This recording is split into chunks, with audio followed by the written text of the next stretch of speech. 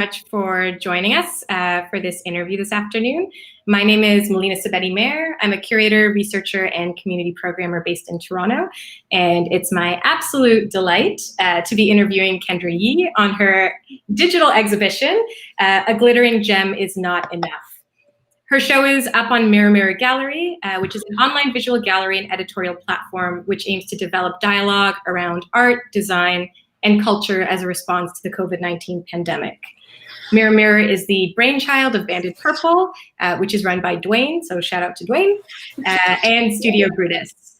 This project exhibits locally established artists with the intention of providing relief and support to the creative community.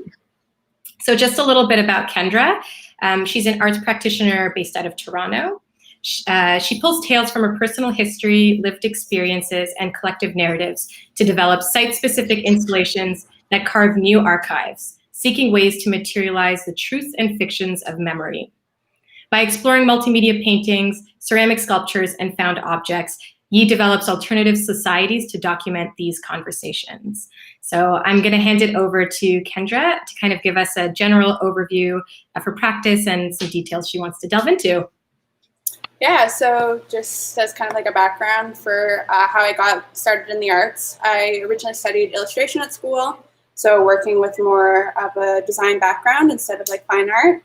And then slowly over kind of like working in that field, like I dove off into developing like larger installations and kind of calling myself a multidisciplinary artist. I just like that term because it's like an umbrella term that you can kind of work in any mediums that you want to work in. So I've kind of worked in building different sculptures, ceramic sculptures in particular, and like found object pieces. Just developing different installations that combine paintings, tapestry works, mixed media paintings, zines, and just kind of creating these like ethereal spaces. And then as of the last couple of years, I've also been involved in community art programming, looking at the ways that art can be used as an educational tool, looking towards the different ways of teaching outside of traditional methods and using arts as a way to craft those like dialogues and just see the different ways that it can be activated in like our daily lives. Amazing.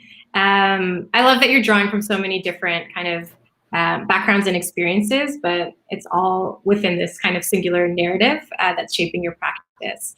Can you speak a little bit about your experience? I know we spoke earlier and you mentioned this was your first kind of digital exhibition in the formal sense. Mm-hmm. Can you speak about that experience of like selecting your objects, kind of carving out the way that they're kind of spatially organized online and what that was like?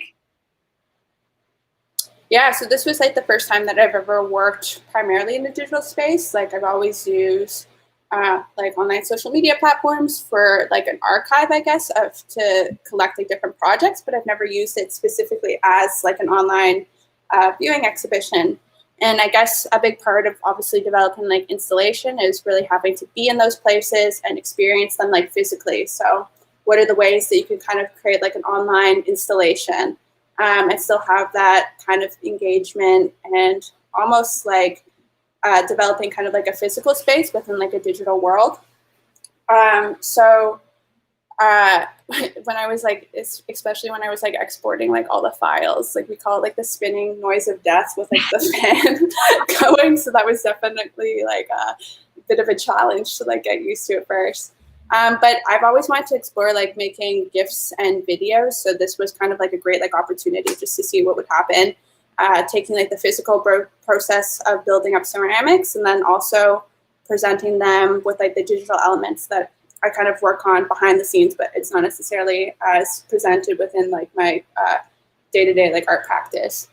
And so it really was about combining this like really physical process with like the ethereal like online kind of like state.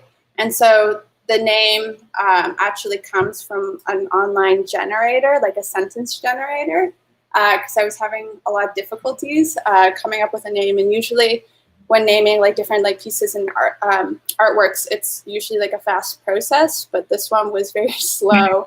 But it kind of worked out in a way because in the first, like I selected like 5 random sentences, and in the first click, the title was just like there.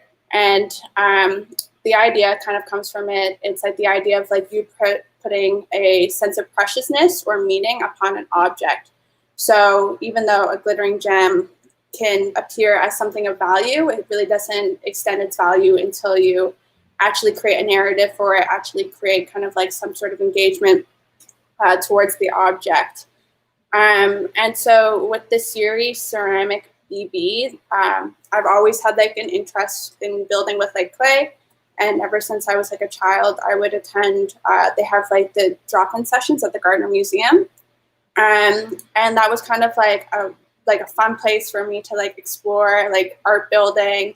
And it was always like nice because you had like these like little objects come out of the kiln afterwards. So you'd spend several weeks like building up all these like little ideas in your head and like then making these figures. And a lot of those like lumps still look very similar to the same lumps that I'm making today. And from there, like actually, I think it was one of my first like Instagram posts that I ever made online, and I just called like these 2 little moth characters that I made out of ceramics, and I was like, oh, they're like little ceramic BBs. And like since then, that name's kind of like stick, and it serves as like an archive of like the body of ceramics that I've been working on.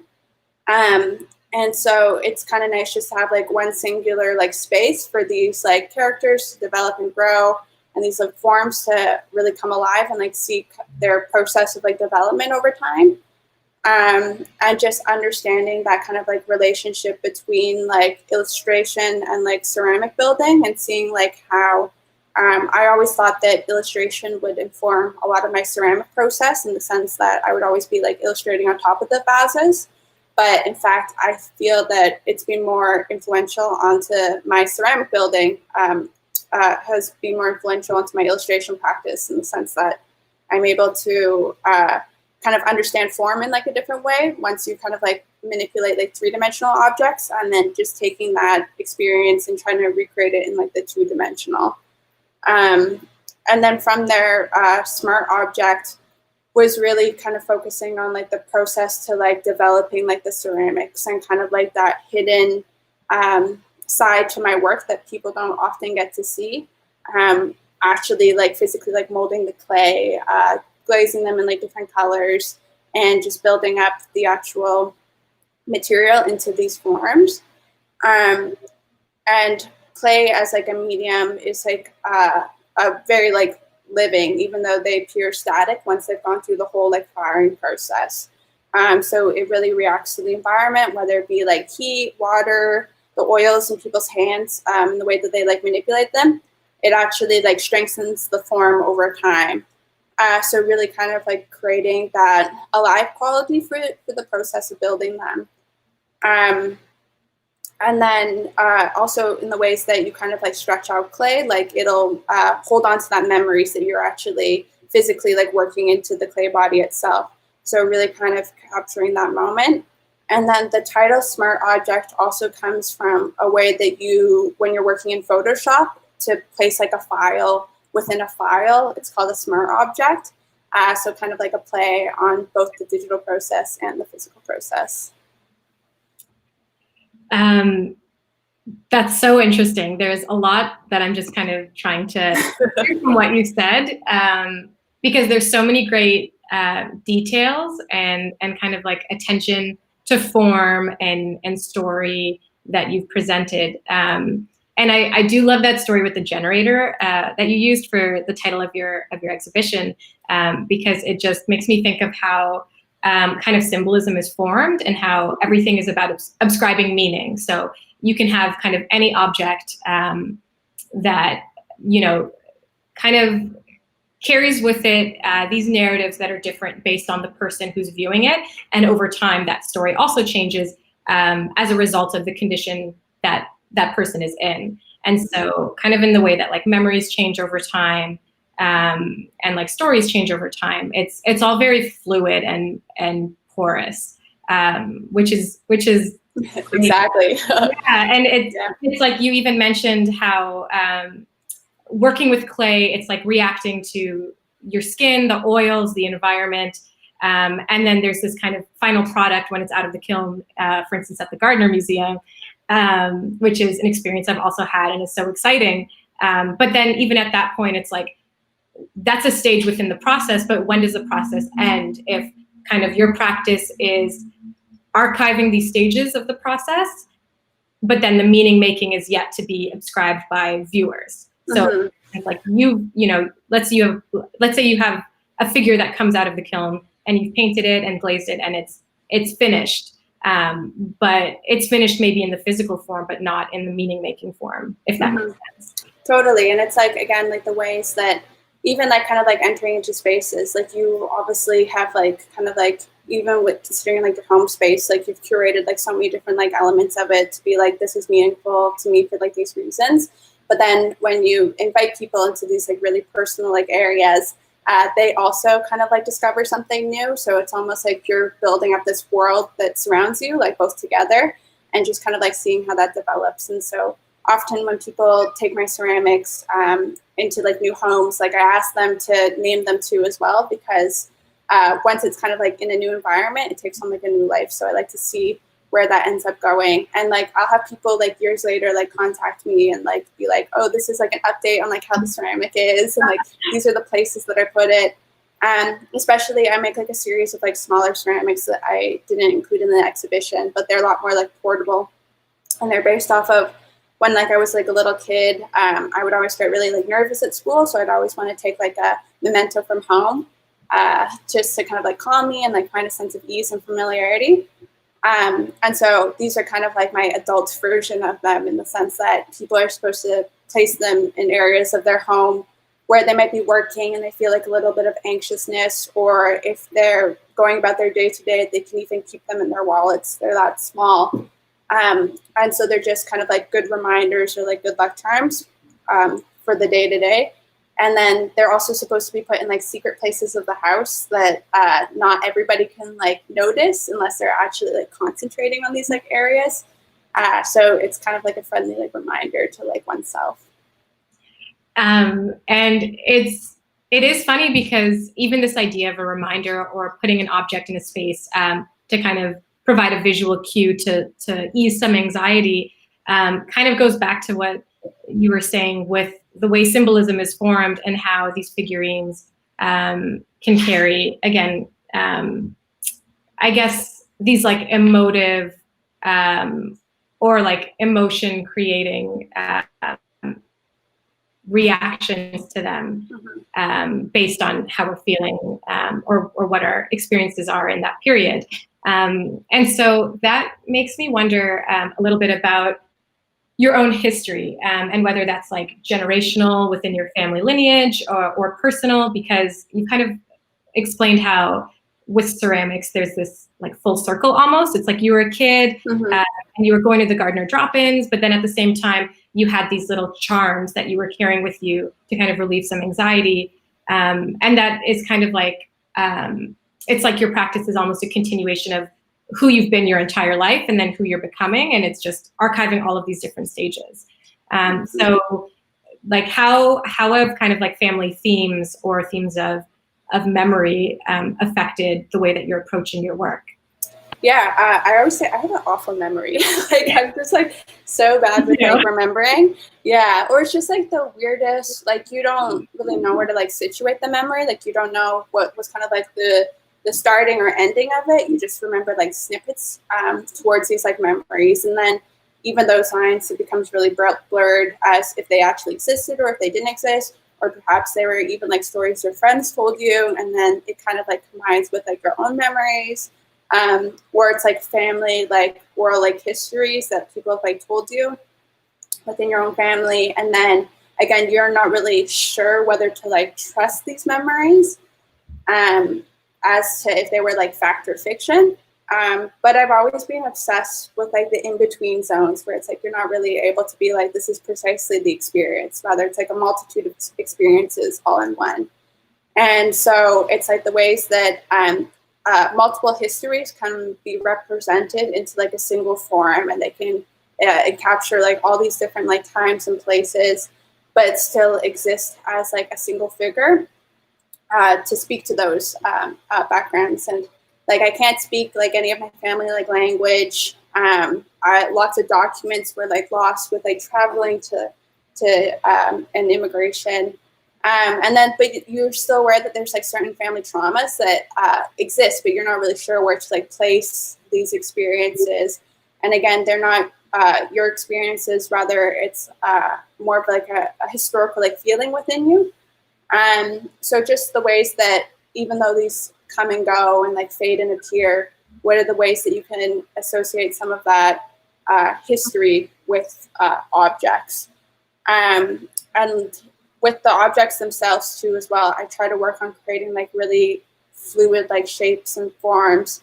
So although they can appear as like vessels to kind of like collect these memories, they could also serve as different figures, or they could be different environments. So it really is up to a dialogue between like the sculpture and like the viewer as to what they kind of see within it and what they want to represent within the object. And so even though I have my own secrets like placed onto it, I always love to hear what everybody else's like secrets that are also placed onto it. Your exhibition, like on both Ceramic BB and Smart Object, there's repetition between kind of like figures or imagery that you can kind of see overlapping. And then it's interesting because something I noticed when I was looking at the show the other day was that I hadn't noticed originally was one of your vases appeared to be similar to like a Delftware tradition, like that Dutch style, where it's like a white ceramic and then like fine blue lines to kind of create an illustration. But when you look at it closer, it's actually kind of an absurd scene. Like it's kind of like these like snake figures and disembodied human parts, and like it almost looks like the vase is smudged or the drawing is smudged. So it just makes me think of what you're saying when it's like you have these secrets and the viewers may not know all of those secrets, but they can kind of project their own ideas onto the work. And going through all of the pieces in your show, there's these moments of kind of like clarity where I'm like, oh, I know exactly what this is, but then I look closer and I'm like, never mind, I don't. Like with that Delftware object. Like, oh, I see kind of a tradition in this, but then at the same time, that tradition is totally inverted or kind of like altered in a playful manner, which to me kind of correlates with what you were saying with family histories and how there's kind of like a collectivism to them, and with memory, and how, like, for instance, with my family, like what you were saying, a lot of stories were lost, a lot of documents were lost just through immigration on both sides of my parents. But when I meet someone with the same cultural background as me, I almost feel as though I already know them, or that we already have kind of a shared history just because we're from the same place. So even though the specificities are lost, there's kind of this this broader acknowledgement that we're all connected to our own histories, to other people's histories, and that everything's just like blurry and overlapping.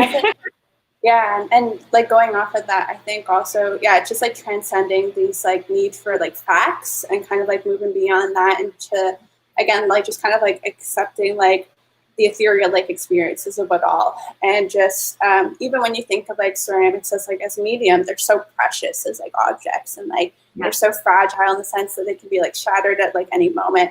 At the same point in time, they're super resilient. Like even if you shatter a ceramic object, like the glass and the clay body will still always exist, and it will always be a part of something, but it's just kind of like recreating and like forming into like something new.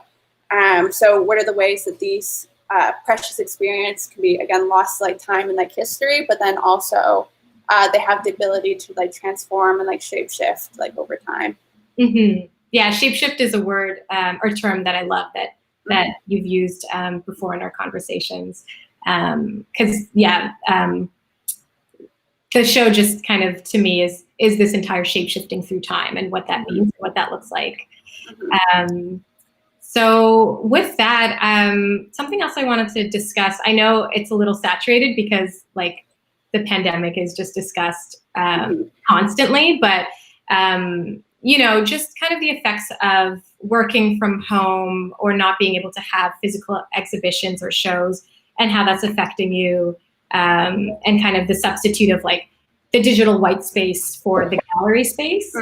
And then also everything that's going on with police brutality and anti-Black racism in North America, and obviously like throughout the world, but I guess a lot of the media focus has been in the US and Canada. And within our own city, there's this massive housing crisis that has existed for so long, but right now is kind of bubbling because everyone is in kind of desperate need of security and safety from the virus. So how has all of this been like playing into your day-to-day or your practice, or just like how you've been feeling as an artist? I think everybody can really feel this kind of like weight of like a transition. And like I think for me at least, it's been a time to take things like a lot more like slower and be aware and reflect, and then seek like a lot of like active change within the community, and really do more outreach for just even like knowing who your neighbors are. Like I feel like prior to the pandemic, everybody was like, okay, I have this to do and this to do. And there definitely was like some security and a sense of like structure, I guess, because it's like, even like as an artist, like, okay, I have to finish these deadlines, I have to like apply to these shows, etc. But now it's just being like cognizant that those like secureness within these structures are not very secure, like whatsoever. Yeah. So it's like, how do you rebuild as like a collective towards like systems that like actually like work as like a dialogue, instead of it just being like one person over talking like the collective. And like even like at the start, like just kind of like reflecting on like difficult questions that people haven't had like the time to like think about and think through. And like I was even thinking again like a lot of like family history, where it's like you again had these sentiments kind of like brewing within your head, but you couldn't have the time or space to like actually like vocalize these. So those kind of like experiences are still fresh, but it's like one of those things where it's like it's forever going to be like an element of like relearning and unlearning, and like unpacking all these different experiences, being like, okay, why do I think these things? Who taught me how to think these things? And like, how can I just be more of an active listener and like support other communities? And again, it's like reaching beyond the familiar and spending that time to like research and build that like knowledge. And it's great also just to see this development towards like more of a universal like education too as well. Yeah. I do, again, I mentioned a little bit in the beginning that I do like some public programming, and it's like definitely you realize how important these like physical spaces are, especially for like public programming. So it's great because it's like you can expand those communities to like an online space at the same point in time. Like a lot of people don't have access to these technologies. So what are the ways that you can still outreach and kind of like create this like programming, but make it on like a wider accessible level, has been something that's been extremely tricky, but I think everybody's trying to figure this out. And it's like, if it wasn't hard to do, like it wouldn't be worth doing. So what are the ways to like go about it? And yeah, again, it's just been really amazing to see like a lot of people at like the local level and connecting to like those communities. For sure. I think kind of the community engagement is long overdue. Especially with a city like Toronto that prides itself so much on its arts and culture, but then we're just finding that it's not sustainable for artists. Whether it's like gallery spaces closing or venues closing left, right, and center, or just not even being able to afford living in the city. Yeah, it's a huge privilege to also just be like art making in general is like a huge privilege, right? Right. I'm very fortunate to like have like a studio space and like. But it's like, what are the ways that you can kind of create like community programming that like breaks down those barriers and like really makes it like, again, accessible for all. And again, just turning to like these like online spaces as like a new way of like programming and like, seeing what works out. That's a really good segue to kind of opening the discussion on your upcoming projects, because I know it's involved with more community programming and kind of reshaping what that looks like. And I also just want to mention to the folks viewing this that if you have any questions for Kendra, please feel free to type them out in the chat. And if we have like an extra minute at the end, I can definitely try to field 1 or 2 questions. But yeah, if you just want to kind of mention some of your upcoming projects, Kendra, that would be great. Yeah, sure. And then if there's any socials that you want to share too as well, sure. Feel free to do that. So the main project coming up for the fall is working with the Toronto Public Library as like an artist in residency. So that was supposed to take place at the libraries, but now it's all moved on to like online programming. So if you're a teenager, ages 15 to 25, based in Canada, shoot me a message because there's going to be like a fun project in the works coming up for that. So that's kind of like my main thing. Basically, it's just working with sketchbooks and like illustration to develop like personal narratives, and just as a kind of group mentorship with some of like the teachings that I know, and like art supplies will be provided for the participants, and then there'll be a final like installation in the works. So it's still in development. It's still like trying to figure out how to switch it online. But I'll definitely be posting more about that in the next coming weeks. And then me and my studio mate, Wenting Lee, are also hosting a artist raffle. So more details to come out on that, but that'll be happening also within the next couple of weeks. And then otherwise, it's a day by day, just making stuff in the studio and just, yeah, really taking things day by day. Because it's like, I feel like a lot of artists feel so much pressure to like always be in production, always be producing. But it's really about keeping those like secret projects at the moment, just being like, these are just for me. I'm just going to see where it goes, and having that time to experiment. Love a secret project. and day by day, I think is how, at least people that I've spoken with, that's kind of the general consensus of how to approach everything going on right now. Because there's always new information every day too, and kind of new insights to how to like navigate kind of the social and environmental issues that we're trudging through. So we've got like a couple minutes left. I guess we can wrap up. Did you want to give out, I guess verbally, like your website, your Instagram handle, something for people to be able to find you on? And then I can after. Sure. My website is kendrayee.com, and then my Instagram is kendrayee.com, or Kendra Yee. My website, I've been trying to build it up for like weeks. Like I have it on like a different platform, and at the start of the pandemic, that was like my #1 like project and everything. But still in the works. So yeah. Great, amazing. So you can find Kendra on her Instagram handle or on her website. Also, if you just search her name, a plethora of information will come up. We have a question from Haley. So Haley is asking, what advice would you give to an upcoming art graduate entering the workforce or freelancing? Good question. Yeah, it's so funny. It's like this question would be, again, entirely like 360 conversation if it was this time like last year. For sure. But the main thing that I always tell people is like fake it till you make it. I think that's like kind of the best rule of thumb that I like really took to heart. Totally. It can be really challenging and like scary to like put yourself out there and just like, again, like start kind of like finding work. But I would just say like really explore different projects that you like love to do, and then people will like follow through that. And then there's like lots of different great like online Facebook groups, Instagram platforms, and just I've just found like most of my links and resources to like online as to like different like shows to apply for. So as soon as I graduated, I literally applied to like every single like application that I could.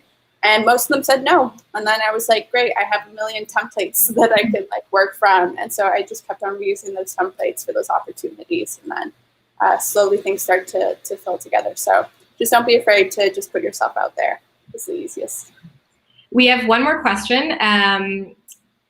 What are some things you'd recommend considering before setting up in a private ceramic studio? Just for the sake of time, if that's something you can kind of quickly touch on. Just wash your hands. That's like the main thing. Just wash your hands and keep the dust down, because like that's like always like my biggest concern, because the dust is silica, so that's glass, and that's not good for your lungs. So definitely make sure that you try to keep everything like wiped down. And then I don't have a kiln. I go through different like kiln spaces like in the city. And so I just usually build like my sculptures like here. But if you've taken classes before, like I just would really like recommend just starting off with those classes and like seeing how it goes. And then if you're trying to build up your own studio, I think it's just like slowly like gathering the clay, building it up. Just don't get everything at once because it's very heavy. Amazing. Thank you so much, Kendra, for speaking with me today. Thank you everyone who tuned in. You can see Kendra's exhibition, A Glittering Gem Is Not Enough, up on Mehr Gallery. I really appreciate the time you took to chat with me. It's always great learning more about your practice and your interests. And if anyone has more questions for Kendra, maybe you can DM her or shoot her an email, and if she's got time, she can try to field them. And you can reach me on Instagram at streetfog or melinamehr.com. So I'm not sure how to close this. Yeah. Thank you so much, for everything. And like, it was delightful talking. Yeah. And then, amazing. Thanks for everybody tuning in. Thanks everyone, and thanks, Kendra. Bye. Bye.